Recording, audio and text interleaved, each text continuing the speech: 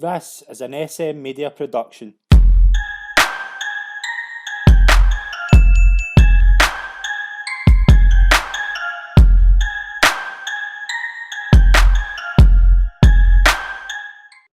Hi everyone and welcome to this week's episode of the Sit Down here on SM Media. I'm Scott McPike, delighted to be here again. This week I'm joined by the former Hearts, Rangers and Dundee United defender, one of the best defenders to play in Scottish football in the last 20 years, certainly, Andy Webster. Andy, it's an absolute privilege to have you on the show, mate. Thanks very much for doing it. No, thanks very much for inviting me along, Scott. It's a pleasure for me too. Not a problem at all. How are you? You all right? Yeah, all good, thank you. Just looking forward to the next period of time. What about coronavirus? How's it kind of affected you? I think just in terms of, we'll say, coaching at St Mirren, the games programme is falling by the wayside for the next period of time as well. So just ultimately keeping the full-time boys motivated and keeping their fitness levels up for when we do resume. So just making sure that they're at a level. So when we do hit the ground, again, we can hit the ground running. Yeah, it was a difficult time for St Mirren as well, wasn't it, the past few weeks? There was some issues, but how's that kind of changed? Is everything kind of picked up now?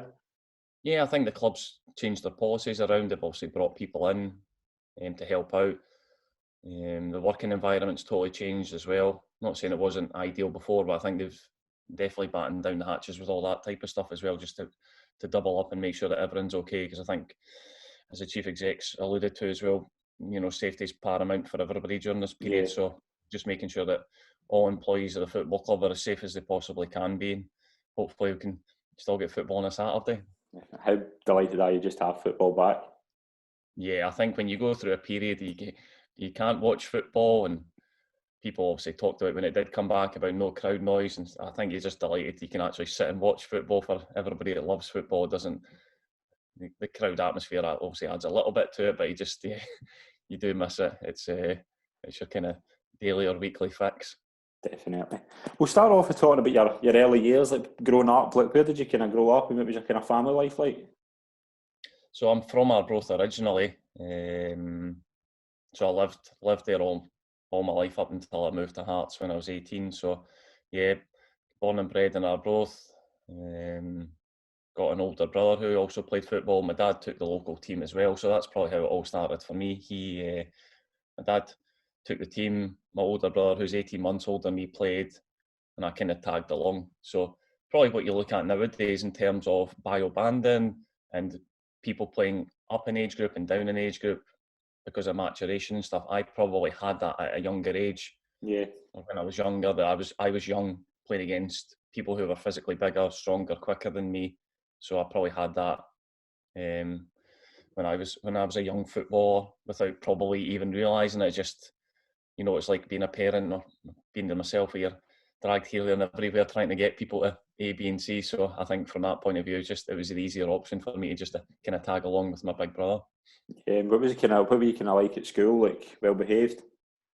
Yeah, I really enjoyed school. Stayed on till 6th year, made sure I had my education behind me. Got my hires, allowed me to go to university if I wanted to, and that was the big thing for my parents, was to make sure I had an education behind me before leaving school and pursuing football. So that opportunity came. I think when I was in 5th year, it was the first year of some of the boys at our time, and I was desperate for it, but I kind of had to just bide my time a little bit, make sure I got what I needed to, like academically, and then joined the year after. So it was like the sort of second year into what they called the Skill Seekers programme back then. Yeah. And as well as that, like, obviously football fan growing up, like, what team did you grow up supporting, and who were your kind of heroes? I loved Arbroath, still do. Loved to be my local team.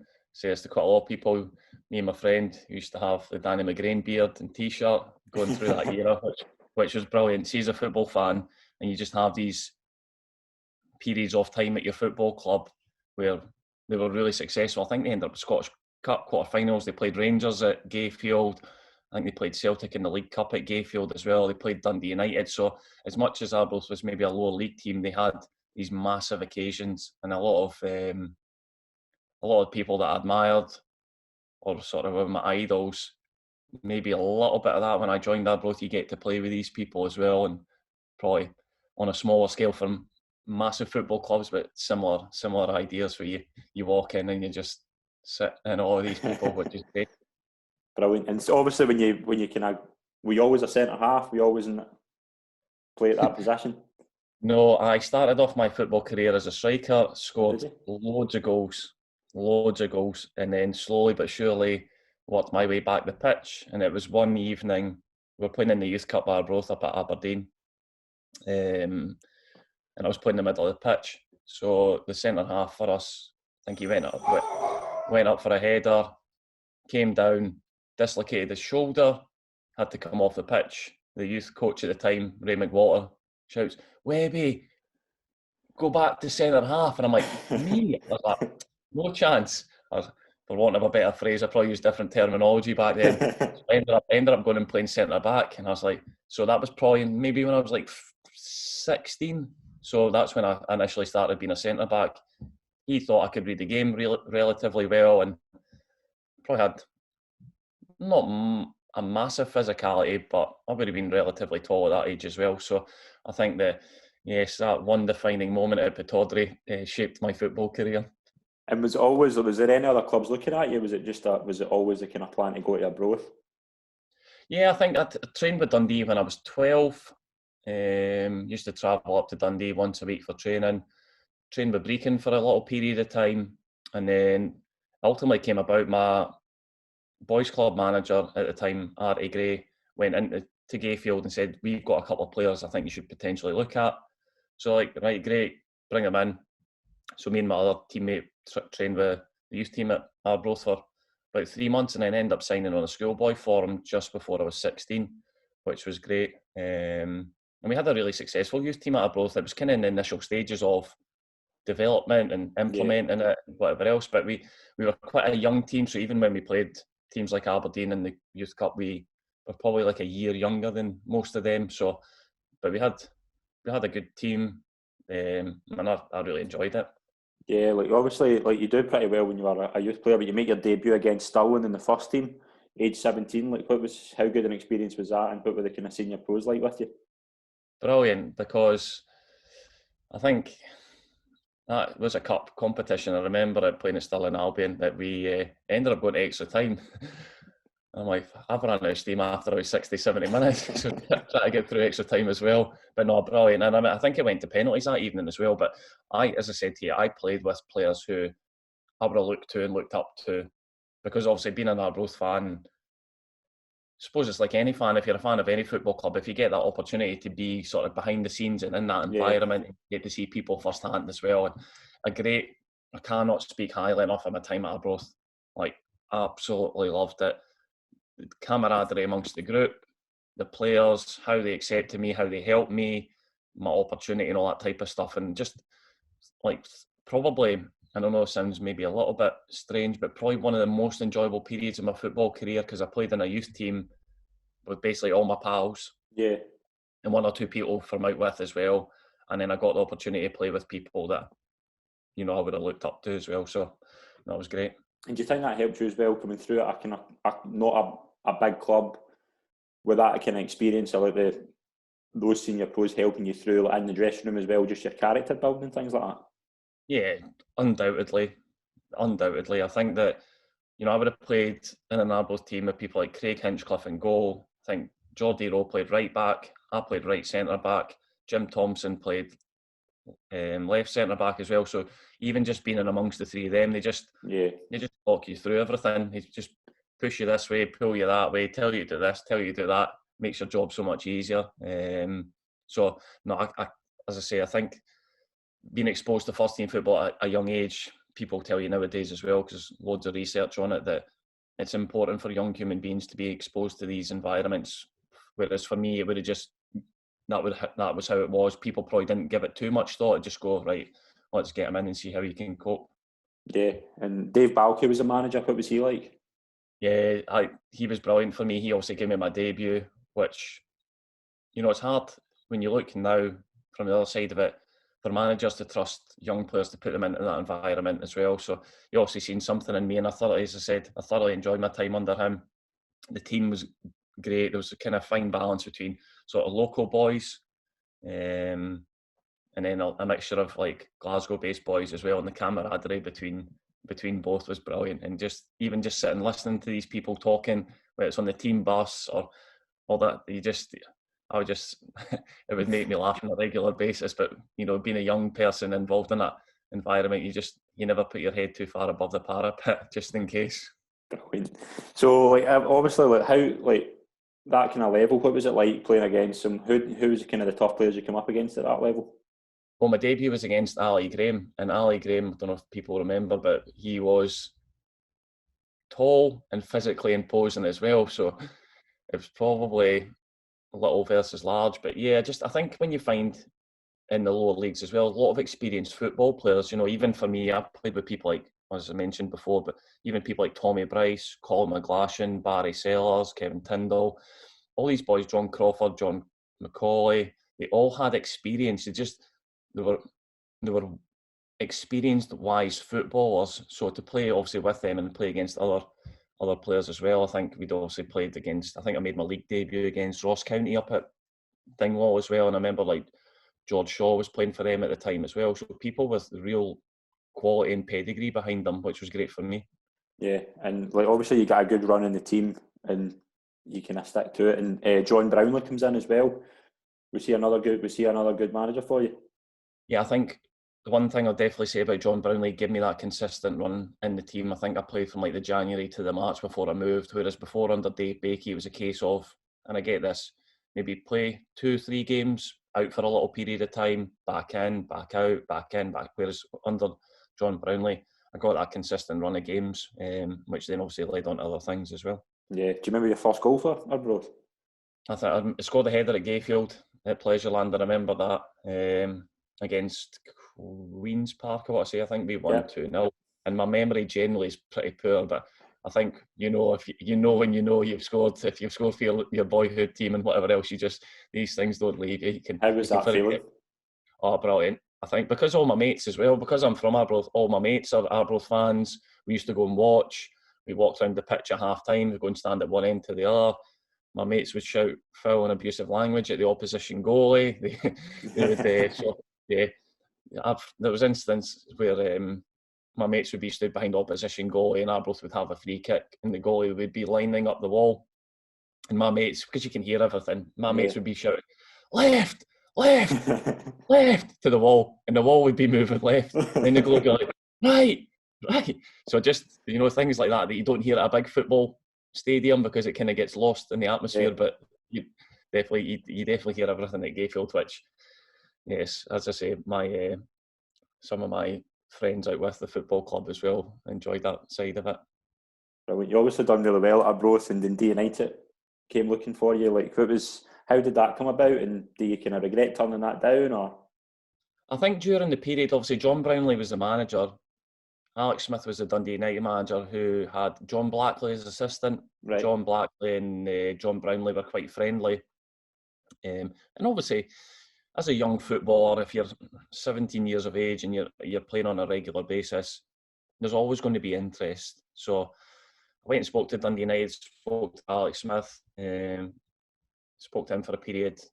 He obviously outlined his plans for the future during that period as well. Obviously, Hearts came in. And also, I got the opportunity to go and train with Charlton, which was an English Premiership club at the time. Yeah. And I got to go and train with Hearts at the time as well, which was great from the club's perspective, or my perspective from the club, to allow me to go and do this. So John Brownlee was great with that. He said, you can go and train with one Scottish Premiership club and one English Premiership club. And it happened to one of my other teammates as well. So he got that opportunity. I think he went to Celtic and Liverpool, which is an unbelievable experience. Yeah. So I've had that experience of training. I'd obviously had that experience of being at Hearts as well. So I had a better feel for that. When I spoke to Dundee United, Alex Smith basically said, we'll put you in the reserves for a period of time. We'll see how you get on. You can stay on loan at Arbroath for the rest of the season because Arbroath were doing well at the time. Yeah. And join us in the summer and we'll kind of just see how things go, which was absolutely fine. And then during that period as well, spoke to Craig Levein, and he basically said, my one abiding memory of the conversation was, if you're good enough, you're old enough. And I thought, yep, that'll do for me. Yeah. And I probably not in a big-headed way, but I thought I don't want to spend any period of time in the reserves. I thought if I can get an opportunity first team, then great. And if it doesn't work out, then that's my responsibility. I didn't want to kind of take 2 steps forward playing first team football at Arbroath and then going back the way a little bit. Probably, when I think about it now, probably give it a bit more thought. But at the time, I thought that's not for me. And that's basically how that came about. Yeah, and obviously how do you kind of look? You just look back in your time with Arbroath as a privilege to play for the team you love growing up. Yeah, definitely. And even at the latter stages of my football career, there could have potentially been 1 or 2 opportunities to go back. But I think sometimes when you go back, and obviously I've done that through my career as well, I just thought it would mean probably too much to me. And obviously having had the career that I've had as well, and maybe being at a level that I wasn't accepting the fact that I was where I would have liked to have been. I don't know if I would have done myself justice, and I don't know if I would have done anybody else any favours by going back to the football club. And from an emotional point of view, yes, but from a sort of physical and thought process, I was like, it's maybe not going to be the best idea for me to do that. So I was like, as much as I'd love to, not to be. So no, as I say, I thoroughly enjoyed my time at Arbroath. It was one I always look back with a smile on my face. Brilliant. Obviously, you move on to Hearts, and you touched on Craig Levein there. Like, what was your kind of first impression of him? Like when you met him to go there? Yeah, I think probably one thing when I was moving from Arbroath, he came and watched me play against, I think it was Queen of the South.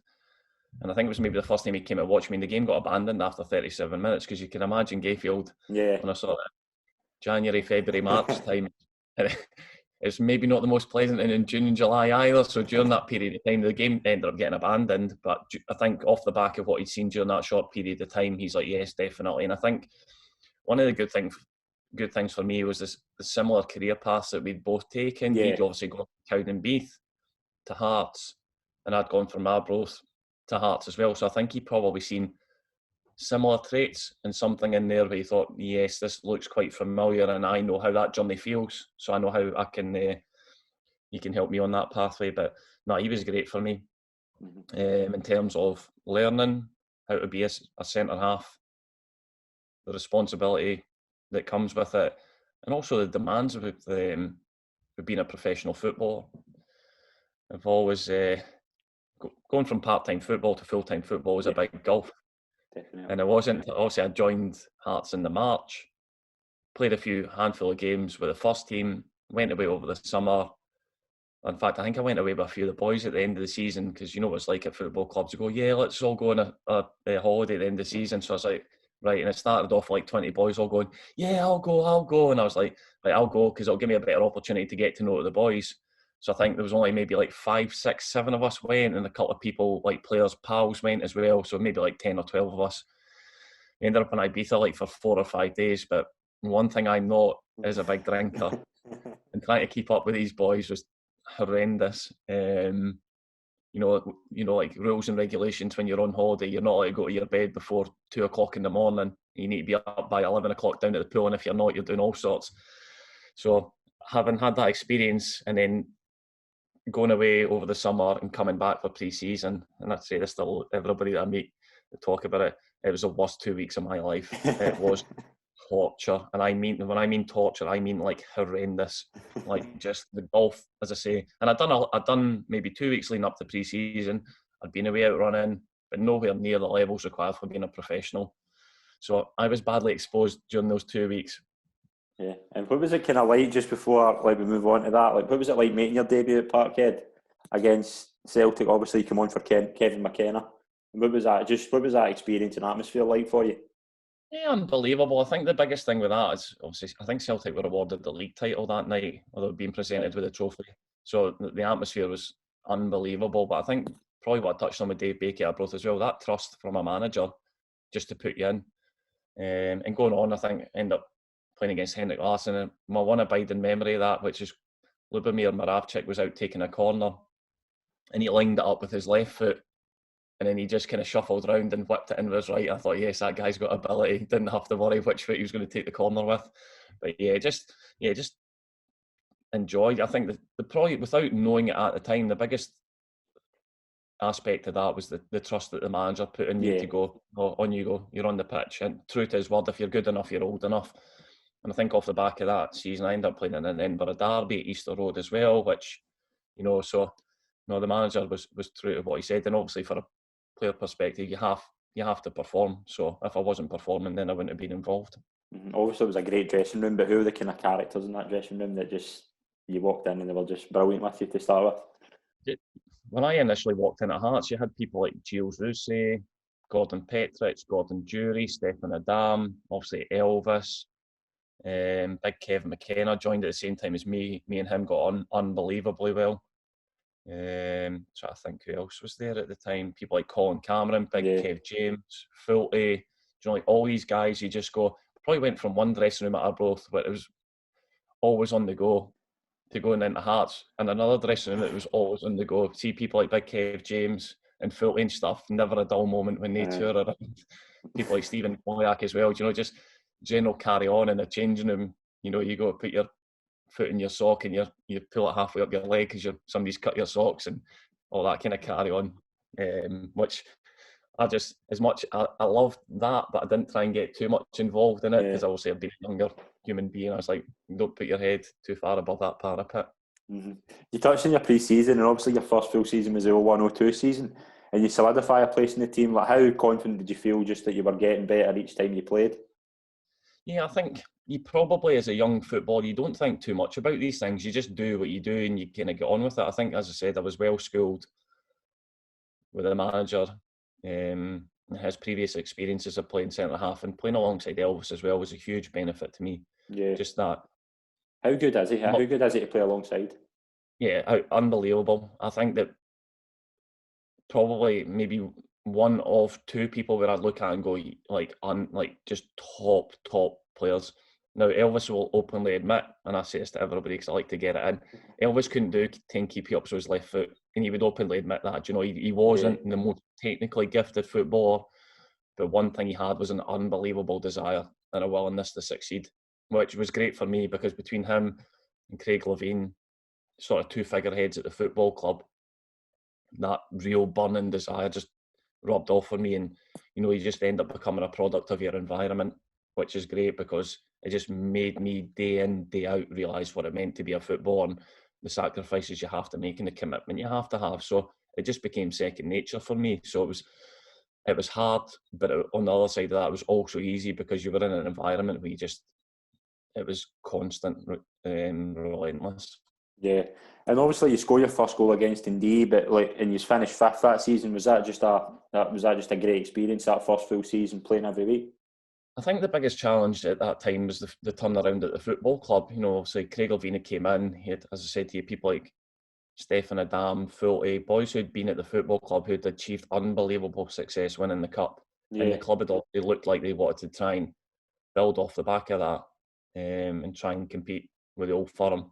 And it didn't really probably materialise. So I think Craig Levein's job to come in was to change the philosophy of the football club, bring in younger players, which obviously meant people like myself, people like Stephen Boyack, Austin McCann, bringing younger players through like Stephen Simmons and stuff. Yeah. Kevin McKenna came in. People who probably didn't have a real pedigree behind them, but had something to offer. And I think that was one key attribute that Craig Levein had. He was able to recruit players that maybe not everybody had heard of and managed to gel them in a format where, as you say, fifth that season would have been seen as relatively successful for the turnaround of players. Yeah. What was it like the training ground as well, Craig Levein? Yeah, hard. Every day was hard. Tam Ritchie, who was the sort of fitness coach, sports scientist at the time, I used to say him, we used to obviously meet. We used to train round and about, whether it was down at Musselburgh or we would train at Heriot Walk, which obviously looked totally different back then as well.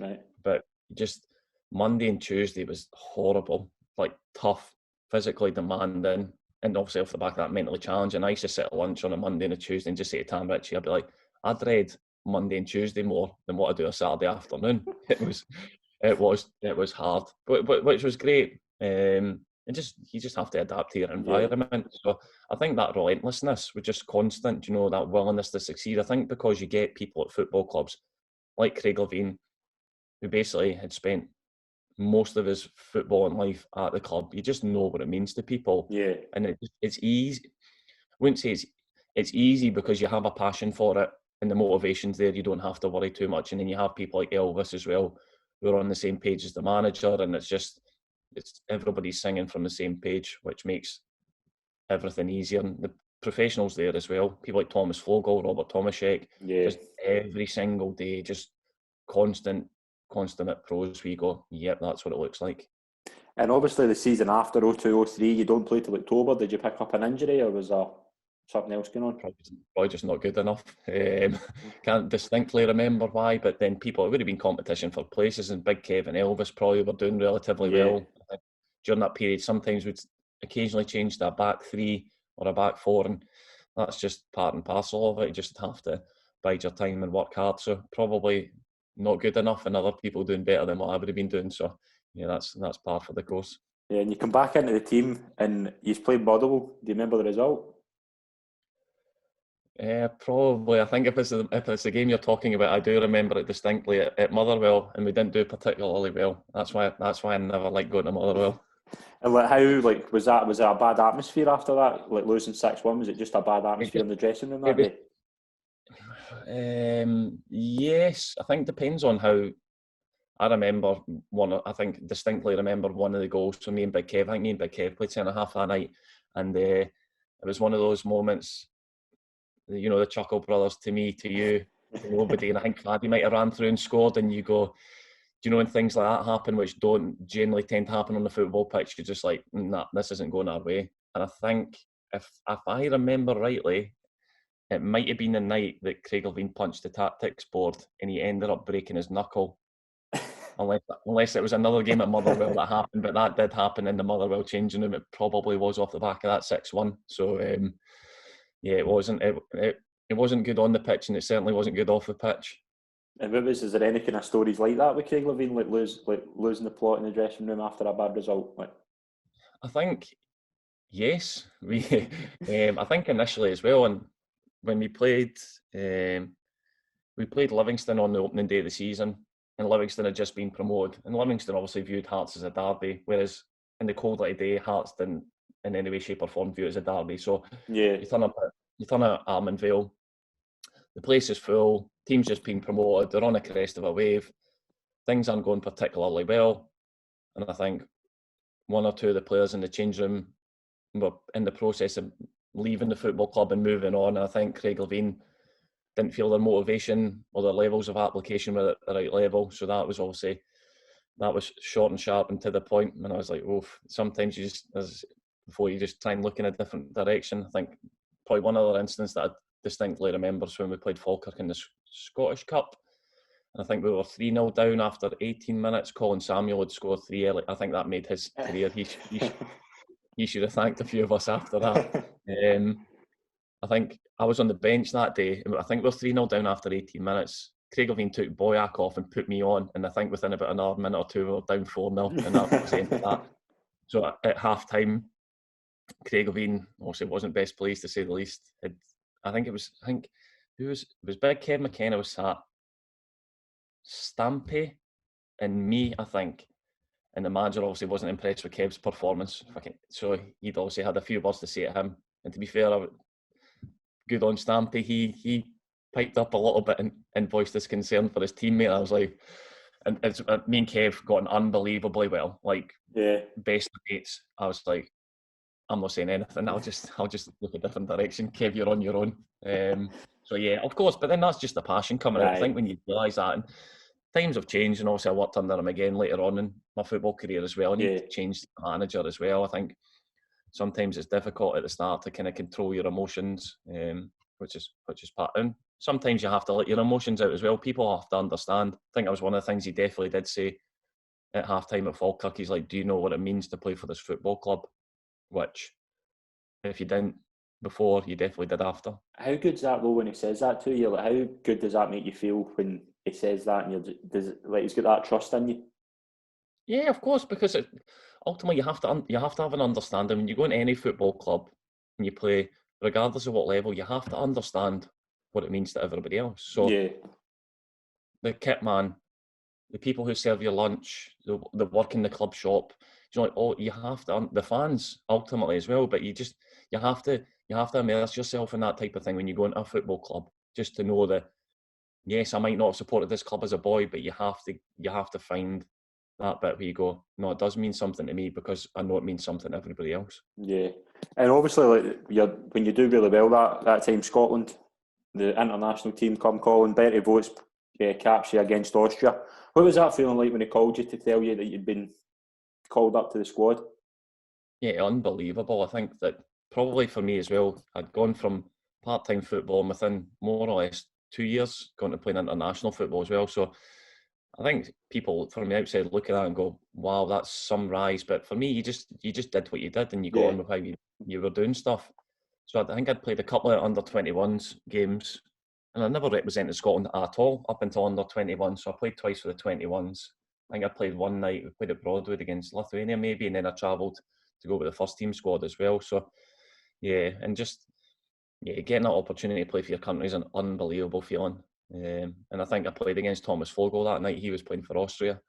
So no, I think that these things is what you dream of, and I was really fortunate being a young centre half to be able to get that opportunity and to get probably the same as well. Really fortunate because of circumstances. Bertie Vogts had been brought in to basically go in a different direction, which meant bringing in young, untested players at a level and probably having to suck up the rubbish that goes between then and allowing them to find their feet to where they are or where they were for a period of time as well. So he's testament to him that he was able to bring in young players and give them their opportunity. I know people will say that he give loads of people maybe opportunities that they maybe shouldn't have, but I think the job at the time was a really difficult one. Yeah, definitely. Another memory you'll have for playing for Scotland that season was against Germany at Hampden. Like, just that was that one of your hardest games up until that point, playing against a team like that? Yeah, I think it was Freddie Bobic played. I think that was my first sort of proper qualifying match as well. So it's probably about the one or two things that I've actually got framed. My first Scotland shirt with a Germany shirt on my cap. I think the great thing about these is when you get to Hampden, it's the build up before you drive in. The fans are stood there. You just kind of, it gives you that goosebumps feeling where you go, yes, this is football. This is the lucky bit that you get where you go, yes, this is why you've done what you've done. This is why you've sacrificed during the pre-seasons under Craig Levein to get through and all that type of stuff to go, yes. And even going out for the warm-up, just onto the pitch, the atmosphere's building and just, a full house at Hampden's unbelievable. And to represent your country is an unbelievable experience. Yeah, and obviously you do really well in the league that season. You finished third and qualified for Europe. In your first European game against, do you remember the team you played against? I don't even know if I'm not sure if that was the game at Murrayfield or not. Maybe that was the season after when we couldn't use Tynecastle. I think what was my first European game? You'll need to tell me. Seljesnica. You should remember it. You should remember you scored. Yeah, well there you go then. I think I do remember it. And these are the joys of playing. When you work hard during the season to get an opportunity to go and play European football and experience something different, which regardless of what level you're playing at, it helps with your international football as well. Because Scottish game is played in a certain manner, whereas when you go and play opposition from a different country, they do things slightly differently, shall we say. So there's maybe not as much physicality and you have to be a bit cleverer with what you do. Definitely. One other game I want to touch on, just the game after that, was a game against Bordeaux. You won 1-0 at home, but you go away 2-0 and lose 2-0 in the second leg. Like how good a team were they, and what was that kind of like for you? Oh yeah, I think these are when you get European football, you want to play against, you either want the so-called easy teams so you can get through, or you want the bigger clubs where you can go, yes, we've played. And I remember being in Bordeaux, sat in the hotel talking about the tactics, and these are the kind of things that Craig Levein was excellent at. He got his tactics spot on, the manner in which we played. We knew it was going to be tough. Obviously, played against people like, I think Shamak played for Bordeaux that night, and Dash, Jean-Claude Dashville played that night as well. Right, Touch on another story about Dash later on, but so they had real pedigree behind them. Yeah. And at that time under Craig Levein as well, I think on paper probably didn't look overly flamboyant, but see, as a team and as a unit, we functioned really highly. we just worked unbelievably hard for each other. And you know, in these games, you just wait for your one opportunity. And obviously, Big Mark managed to get a header on it. I nearly got my big toe on it to steal his goal. But apart from that, it was unbelievable. And I think the second leg at home, I think if I remember correctly, they scored at least one goal from outside the box where you just go, that's a wonder strike. Yeah. And there's not much. I think Craig was in goal that night. There's not much you could do about these things. And you go, right, okay, you get the exciting bit going away from home winning, thinking, well, we might have a possibility here. But they turned on the style on the second leg and we found it really difficult. Yeah. Another, obviously when Hearts, we always think about it's in Edinburgh, the main thing I think was the Edinburgh Derby. Just what's that game like to play in? Brilliant. Yeah, great. Just I think especially both the atmosphere at Tynecastle when the Old Firm are in town or you're playing in Edinburgh Derbies up there with the best. And I've also played with or against people who have played for both sides of the Old Firm, who've played for Hibs and that, and they all say Tynecastle's the best place to play your football. Yeah, a lot of folks said that to me. Yeah, it's unbelievable, the atmosphere, because it's so close. You just and I think even for being a Hearts player, when you go to Easter Road as well, you kind of people maybe think you're going into the Lions Den as well, but you relish these things. I think. Yeah. Always remember at Easter Road, before the big stand was built opposite the main stand, there used to be kind of a bit of a shed. Yeah. And Tam Ritchie, the fitness coach, he would always set up the warm up right next to that part of the pitch. And you're like, Tam, there's loads of grass here. Can we use somewhere else? And it'd be brilliant because you'd go over, you'd warm up. The fans would be in early. People would be getting slaughtered. We'd be laughing at them getting slaughtered. Then the fans would turn to you and get slaughtered, and then your teammates would be laughing at you getting slaughtered as well. So it was all good fun, shall we say? But no, I think the atmosphere and the intensity of it all was these are the games you want to play in as a player. Yeah, you finished third again that season. A really good season. You played 32 times. Like, was it just enjoyable? Like you said, like playing alongside Steven Pressley, like just brilliant playing alongside him and just having a really good season again. Yeah, just gaining more sort of invaluable experience as well, and having that consistency where you're pretty much playing week in, week out as well, which is what you want. So no, I think ultimately during that period of time as well, to finish third is as good as it would have got for us, and for the turnaround in the football club to be able to do that consistently for a little period of time was a testament to not just the team, but also the club and the management as well. Yeah, two players I want to touch on as well that you played alongside who obviously were really, really good for Hearts. Craig Gordon and Mark De Vries. Just what's your kind of memories of them? How good were they, and what's the kind of stories you've got of them? Yeah, Craig, unbelievable. I always find it really difficult when people say, who's the best goalie you've ever played with? And I'm like, I've played with some top, and I mean top goalies, and Craig always comes in that category. Like, probably, I think Craig's, he's a little bit older than me, but maybe took a little bit more time to get into the first team. But when he got in, and he obviously being a Hearts fan as well, just probably grew up in the initial period together.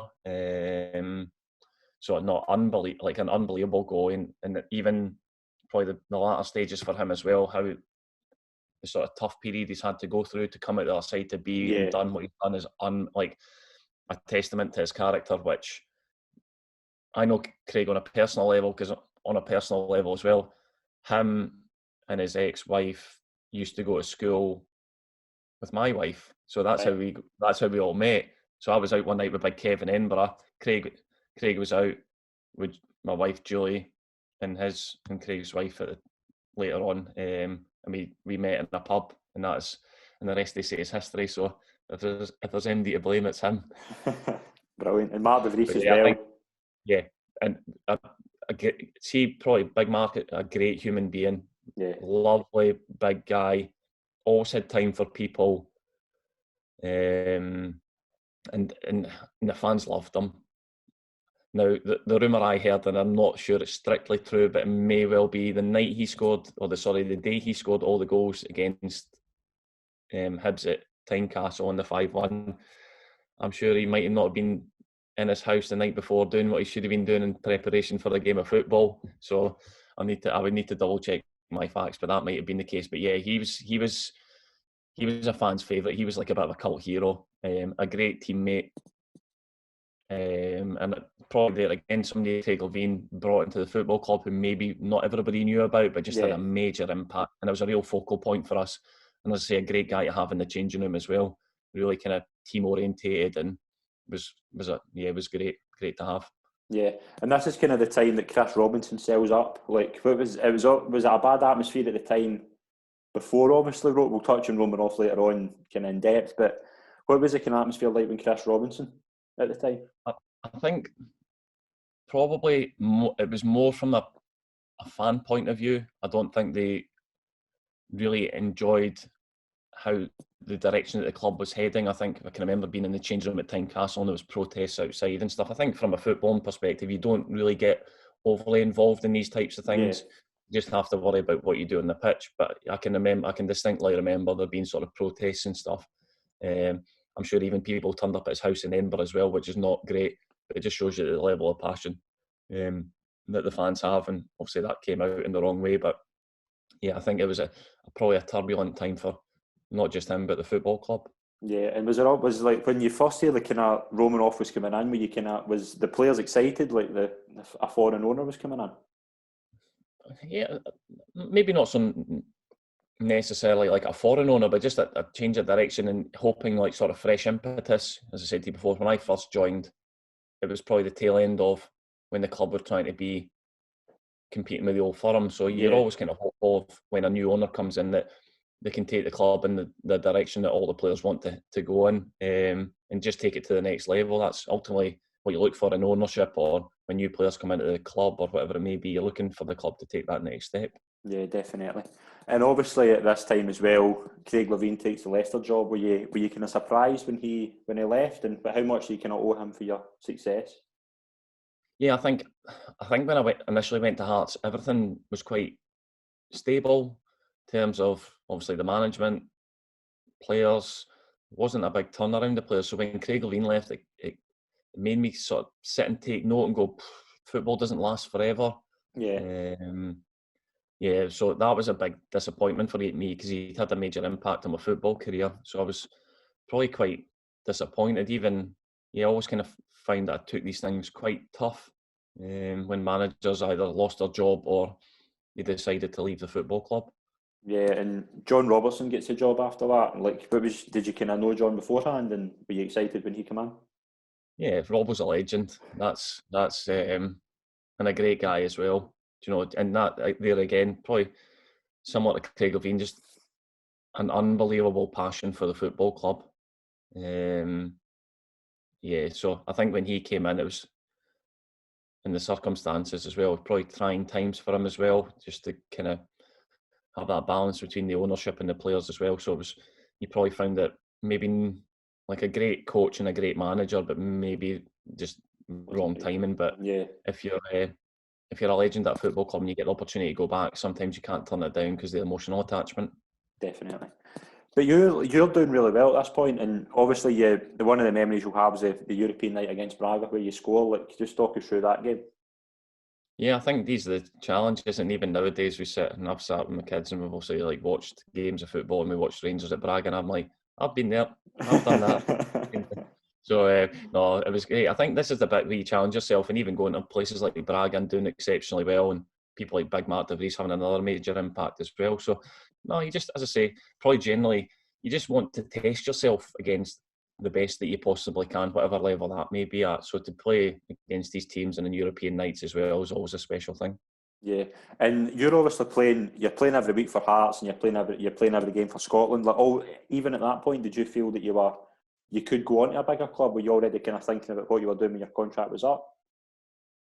I think one of the defining factors for me was when Craig Levein left. I thought this doesn't last forever, so maybe at some point further down the line, whenever that may be, I might like to try something else. So probably, without saying too much outwardly, I probably thought to myself, no, but maybe at some stage. So it was probably in the making for a couple of years before I actually left the football club. So no, I think you want to challenge yourself at the biggest or the highest level you possibly can, and whatever that may be. I always had ambitions to play down south, so I think it was never at the forefront of my mind, because you obviously have to perform week in, week out, but just the bit at the back where you go, oh, it would be nice at some time to get that opportunity. Yeah, and the first kind of time, like, obviously, but the first kind of time that we know there's kind of issues was when John Robertson leaves after a fallout with Vladimir Romanov. Like, what was your kind of memories of that? Like, how did you feel in the dressing room when Robbo left? I think disappointment, as I said to you, like when any manager loses a job, you always feel that attachment to them and a sense of responsibility that you've ultimately let them down. So I think from that aspect, difficult. I think it was probably the initial stages of probably getting a better understanding of how the regime was going to work. So yeah, it wasn't a pleasant time. And you finished fifth, so it wasn't the best kind of season, but obviously the next season you'll have up and down memories, but the start of that would be up there, probably the best time of your career. Would you go along with that? Yeah, I think obviously the sort of turnaround in the club, bringing in like George Burley, and even one of my initial conversations with George Burley, I'd said to him, we met, I think we had maybe a meeting or a golf day at Dalmahoy, and one of the first times, I think it was the first time I met him, I just asked if I could chat to him for a little bit and just said at some point I'd like to leave the football club just to make you aware that this is my sort of thought process. But no real going, right, I want to leave tomorrow and this, that and the other, but I just want to make him aware. So if he wants to do something or something came up, he goes, right, well, he can go and do this and I'll bring in somebody else. So, no, but I think that was one of the best starts for like something like 80 years in Hearts. The team that the manager and the club had put together, and the backroom staff as well. I think George Burley will probably say that himself. The testament to the backroom staff being able to recruit these players was of a different level, something that the club hadn't experienced for a long period of time. Yeah, standing next to Takis, who's won a European Championship. that's what I just thought. Right. Like, how big a coup was that to get the likes of him, Rudy Scaccio, and Jankowskis had played in the Champions League final? Like, how big was that for the club? Yeah, I think that just was a statement of intent from the football club that they brought in people of that calibre. Yeah, and even people like Roman Bednar, people maybe forget, because Roman was a young human, like a young footballer making his way, but he had a massive impact. And obviously people like Sir Rudy, his goal scoring at the start of that season was ridiculous. I think he'd equalled Henrik Larsson's record for scoring in consecutive games and stuff. So he had a major impact, and yeah, just the club went to a whole new level, not just on the pitch but off the pitch as well. Yeah, were you getting into that season thinking you could win the league? I don't know if you probably. I would always think unless you're like a Rangers or Celtic where you've had previous experience of winning leagues, where you go, well, we know we can win the league for it. Whereas for us, we maybe thought, well, we'll see where it takes us. And that initial period made us think that, do you know what, it might not be as far-reached as what people would anticipate at the start of the season. I think that was testament to George Burley as well. He made us feel invincible. He was, always remember his team talk, so he was always quite dismissive of the opposition, and ultimately he always finished with, if we're right, we'll win. And that was, and you just go, we were right and we generally won. So he was, and once you get that feel-good factor amongst the group and the momentum builds, you just it just starts to kind of have a snowball effect until the win comes out the sail. Yeah, obviously you won 8 games and draw 2 in your first 10, and you're sitting top of the league. Like, and then obviously, but George Burley leaves. Like, what happened? Good question. I think obviously you always hear murmurings in the background, but you're never quite sure. I think my opinion would be that there's probably a bit of a power goal. I think initially when you look at it, people analyse it, that Vladimir Romanov loved the adulation of the Hearts fans. I distinctly remember him standing in the director's box, standing up, waving his scarf, enjoying that side of it. I don't know, I could only guess. I think if other people are getting a bit more of the limelight than maybe what he's getting, I don't know if he found that too favourable. Because ultimately, if any team starts with an unbeaten record at the start of the season and they sack their manager, there's something else going on there. So there must have been something else. Yeah, was there memory not, like, was there not something to do with it? He signed a boy came in trial. I forget the guy's name, but a boy came in trial and Bolly didn't want him, and a day later he signed him or something. That sounds like a bit like Ibrahim Tal. Right, okay. He turned up on trial without any boots, and yeah, and then they end up signing a 3-year contract. So these types of scenarios might have had an impact, because ultimately the recruitment that George Burley had done along with his backroom staff was outstanding. Yeah. So if he's in full control of that and there's a bit of a power struggle, then and ultimately for George Burley leaving, his stock was unbelievably high at that time as well. I think he went on to Southampton, so the goalpost probably shifted for him in terms of the remit of his job. So yeah, and how's it like for you? How was it like for you in the dressing room when you are? I think the famous thing was, but George Burley had won the manager of the month the first three months. Is that right? And then you're losing him. How sore was that for you? Yeah, I think it's probably one of despair, where you think you just don't believe it. You're like, how can that be? I think there was no real explanation behind it. You wouldn't get the full insight into what went on as well. And I think rumour has it as well, 2 or 3 weeks after they'd sort of sacked George Burley, they'd asked him to come back. You're like, yeah, whether that's true or whether it's not, I don't know. You know how you hear these rumours in football, but you just go, yes, probably made a knee-jerk reaction going, right, sign this player, no, right, whatever it may be in the circumstances, right, you're out your job, and then you go. Doesn't benefit anybody in any way, shape or form. Yeah, but how much credit does George Burley deserve for that run at the start of the season? Oh, unbelievable. Like, as I say, his recruitment process, the manner in which he shaped the team up, how the team functioned, it was unbelievable. So, yeah, all credit to him. Yeah, and the man that gets the job is Graham Rix. Now, do you think he was in an impossible position with who he's replaced and how bad was the atmosphere at the club at the time? And do you think he was in an impossible position? I think he was in an impossible position because of the scrutiny he was under. Yeah, for circumstances out with football. The media attention around that at that time was intense, really intense. So I think it's always hard to come in and replace somebody who's been really successful, and that was the job that landed at Graham Rix's feet. I think on a sort of personal level and a coaching aspect, I enjoyed working under him. I felt like he treated me with respect.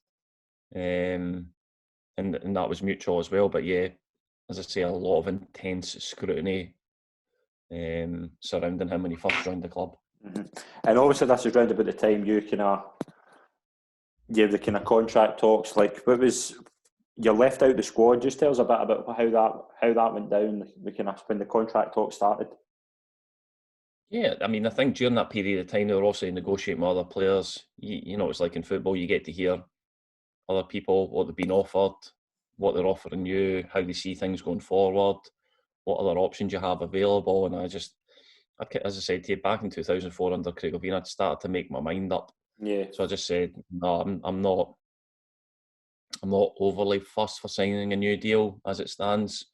And then obviously that transpired into not being selected and trying to sort of some sort of pressure on me by we used to stay at Dalmahoy quite a bit, and I remember it before an Edinburgh derby, and Vladimir Romanov's son Roman would be there with Pedro, and we'd be walking around a little practice putting area at Dalmahoy after an evening meal and say, "Oh, Andy, Edinburgh derby tomorrow. Yeah, you want to play?" I says, "Yep, love to play." "Okay, you sign new contract." I was like, "No, I've told you I'm not signing a new contract." "Okay, you no play." Not as blasé as that, but not maybe the last little bit, but definitely it was what was implied. So I was like, yeah, and I just call it stubbornness, call it whatever you like. I think once I've made my decision, and that's generally how it is. And I think the manner in which they conducted themselves, because ultimately it's up to me if I want to sign a contract or if I don't want to sign a contract, and equally on that, it's up to them or the management or whatever if they want to play me or don't want to play me. So once the kind of cards were on the table, I knew what was coming. It was just, as much as it was hugely disappointing to miss out playing games of football and Scottish Cup and whatever else. It was just the circumstances at the time.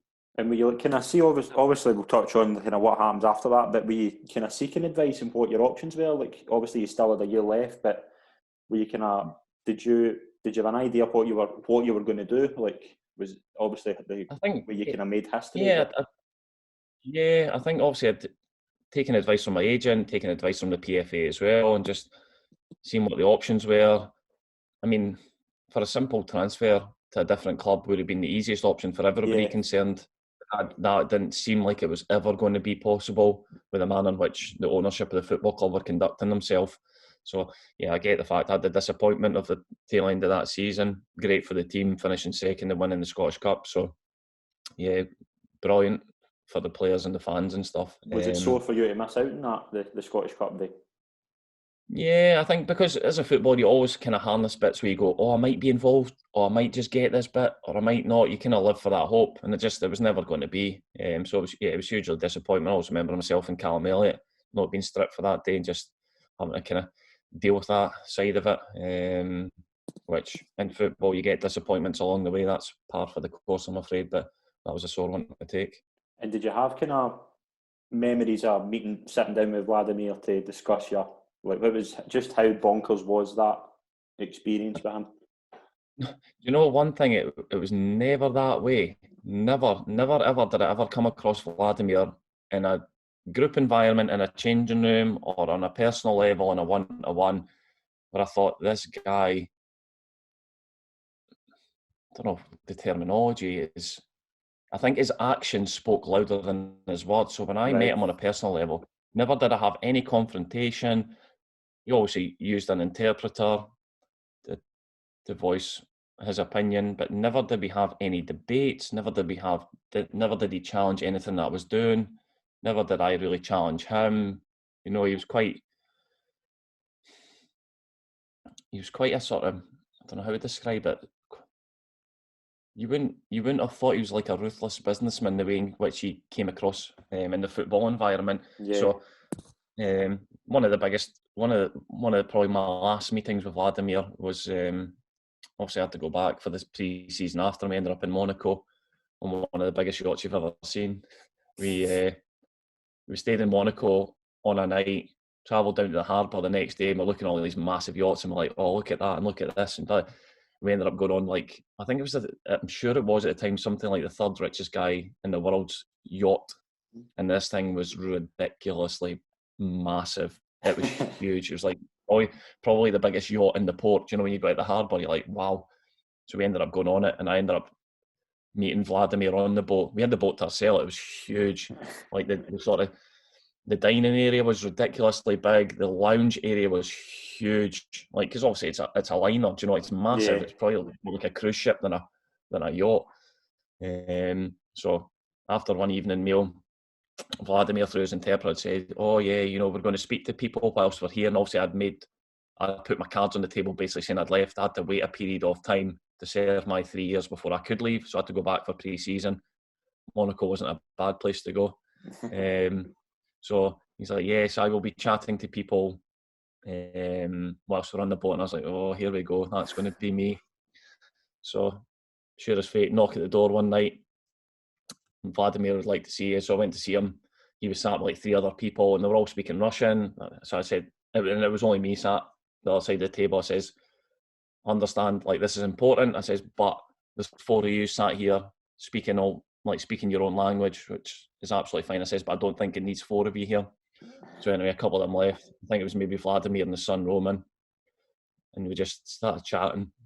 And Vladimir's like, you know, and through an interpreter, obviously, you know, in football in Russia, it's really important.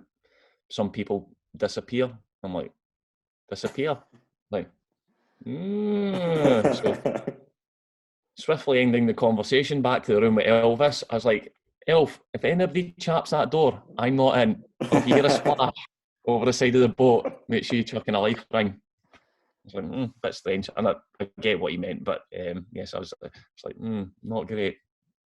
It's crazy. But do you look back on your first spell at Hearts with fondness, or do you look back with the last year of your career with, like, not regret, but like, just what was that like? Just what was that experience like? That your time at Hearts, obviously. My abiding memory. Oh, you go. Sorry. No, I was going to say my abiding memory. First time, I loved it, and I get the fact that maybe it didn't end the way I would have liked it to have ended. You know, in an ideal world, but you don't get ideal. You don't get ideal in life. Never mind in football. So when people get to spend a long period of time at a football club and they get to go out on their terms, they're probably quite lucky. So for me, as I say, like I loved even the initial period under Craig Levein. I loved it.